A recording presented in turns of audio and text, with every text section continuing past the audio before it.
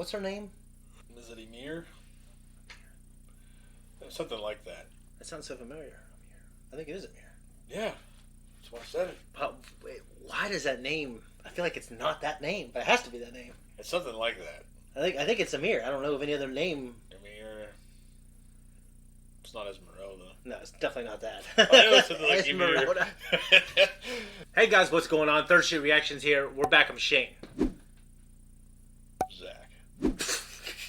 We're back with Attack on Titan. Alright, Zach, you saw Amir jumped off at the end. You sure it's Emir? I'm pretty damn sure it's Amir. And she cut herself, and it's revealed that she's a Titan. She is a Titan. We don't know. I don't know why. I don't know which. Yeah. I don't know what's going on. They seem to have the hots for Krista.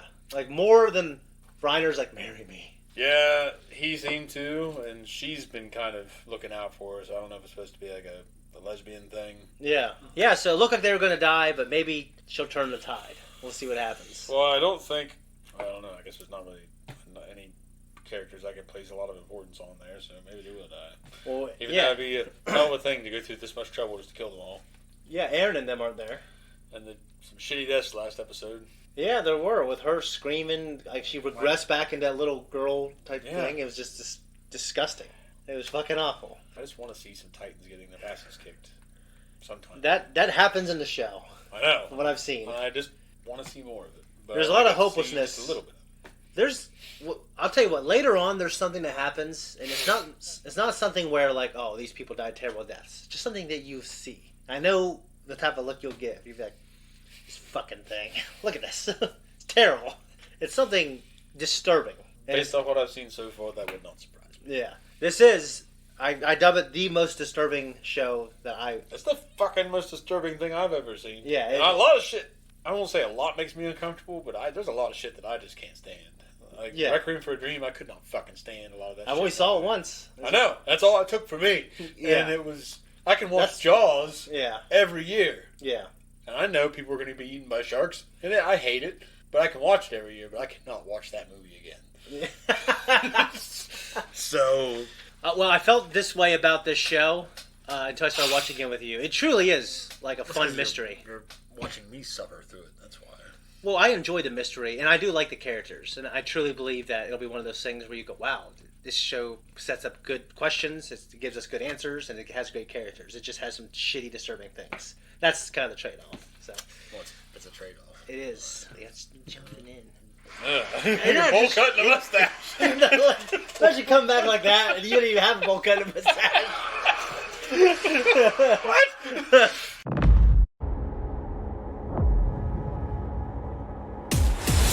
That was good. I mean, she just fucking things are. Well, yeah. Now that it God fucking off. Hasn't given us an answer to like why she is the way she is, but Reiner and Bertolt seem to remember. Yeah, remember the flashback that he had. Yeah, but the guy being eaten in front of him when he was a kid, or whatever he was. Yeah, and they seemed to recognize her as being the one that ate them. Yeah. So just like, why is she in the Scouts? What's going on? Well, she was up making a lot about second chances. Yeah. So second chances, and she was a runaway too, and then and we found out about Krista, mistress's daughter with a bounty on her head. Of a nobleman too. Yeah. That didn't want her to die. Maybe it's a king. Maybe he's laying pipe. Most kings, I imagine, do, right? Yeah. But yeah, there's a price on her head, and she has a name that's not Krista. So every time we've been... even have a king? What's that? Does this even have a king? Well, how's this country ran? Yeah, it is a monarchy. Okay, so there is a king. Yeah. I thought we saw him at least once. Maybe we didn't. I don't think we've seen a king. It's always that dude. Well, there's royalty that within the inner walls. Well, not that, the guy that's in charge of the military. Premier Zachary? Mr. Zachary. Premier Zachary. Yeah. He just a cool name. That guy. It is. Cool. Hell of a name, huh? I always thought Zach was a cool name, but I think maybe you feel like it's like this cool because it's modern. Maybe is that how you feel? It's just too many Zachs. Wow. There's a plethora of Zachs around here. I do know a lot of Zachs. Yeah. But I don't know any, like, there's not any new Zachs coming. Like, no one names their kid Zach anymore. It was like the 80s. Yeah, I know. All those people were like, "Oh, let's name our kid Zach." Evidently, because it's an old name though. It is Zachariah. A very old name, old Hebrew name. Yeah, it's weird to think. Do you think they abbreviated to Zach? I don't know. That'd be interesting to think about. You think they had a lot of fun? Zachariah! Yeah. How would they say it? Fiddler on the Yeah, Roof. but they don't have fun when they say their language. We have fun when we imitate their language. Yeah, but I was just thinking the other day how funny of a language that English is. Yeah. Like how it sounds funny. To me, if you say it out loud compared to some of these other languages that sound to us, I guess, we're romanticizing it, but they sound cool. But when we're talking, just think about how funny, just even the word funny sounds. And just the different little things we say that sound ridiculous. I'll tell you what, I knew a Swedish girl who thought her language, and she was so Americanized on her movies and television shows and through her relationships, that she thought Swedish was just this weird, disgusting language, kind of. I think Spanish sounds really nice. I think Spanish does sound nice. But it's like, it's one of those languages where it takes forever to say something so simple. Yeah. And... Well, at least in my limited experience. But in some ways, it's like, I don't know. It takes forever to say something, almost. Okay. I also don't know that many languages, how many out there are comparatively concise. Yeah, I feel like English got to the point where, like, it became a little more concise than, like, German. Mm-hmm. And there's some things in Spanish where they don't have, like, the's and the stuff like that. I'm thinking, oh, we just do that. We just say 2 or 3 words to have a sentence instead of using articles. Mm-hmm. So that it's interesting. So we do have maybe a slight answer to why she could read that can of herring. Yeah. So apparently she has secrets. She's a Titan, but Aaron, we don't know if he can read that.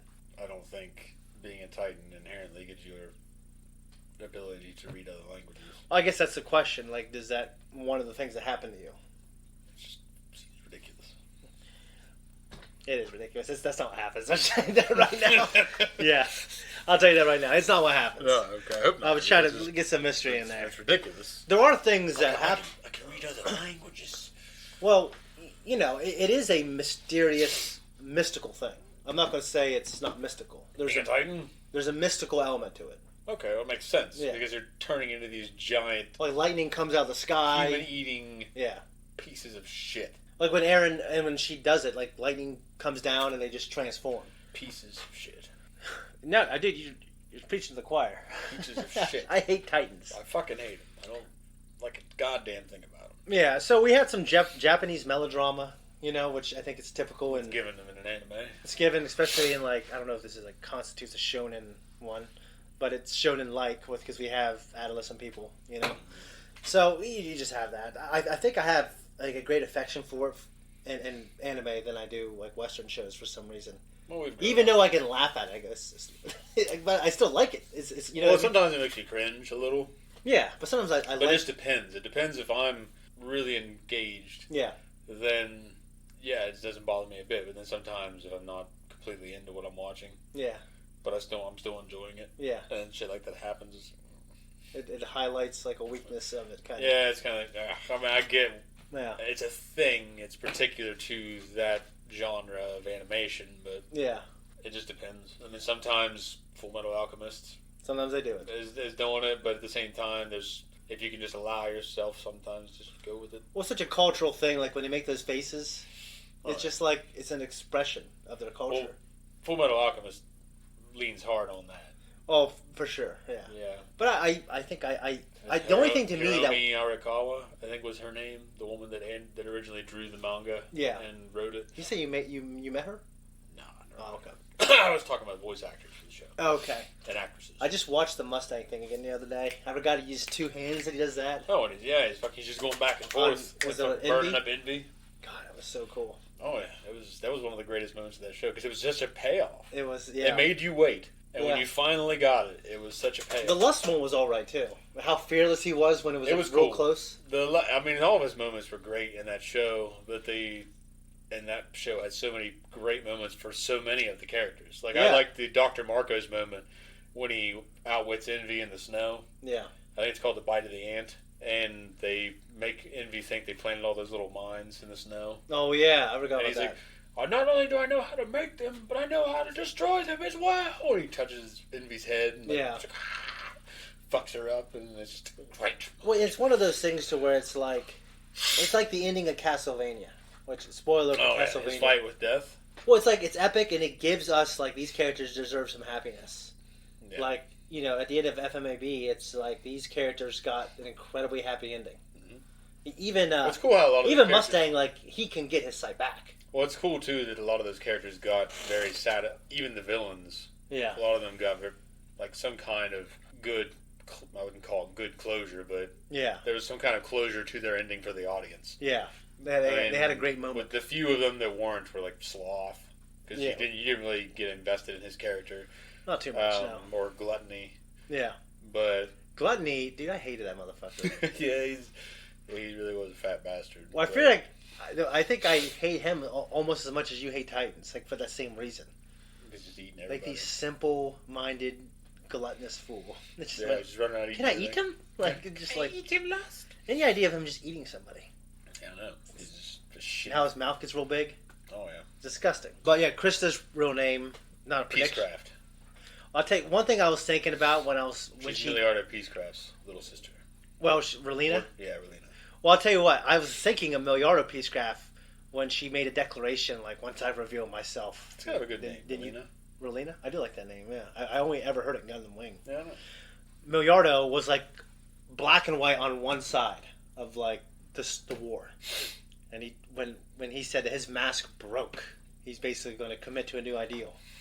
And it does. And he's just like standing like a badass with like Piccolo's voice from the Funimation, from the Ocean dub. Mm-hmm. And then he just changed ideologies. It's just like such an anime thing to do, like to make some, you know what I mean? I'm no longer that person. Yeah, it's ridiculous. But I love this though. Okay, and so the flashback. The only thing I didn't like about the episode was it was a flashback, and I wanted to get to the current events, but I liked the flashback. Yeah. For what it was. I mean, the flashback gave you the fact that she trusted her with what she was. Yeah. Yes. So it gave you that much. It wasn't like, here's a flashback for the sake of it. Yes. It's like there was something important in there. But. And we also saw how close Scout Regiment, whatever the number is, how close they were. Yeah, that one.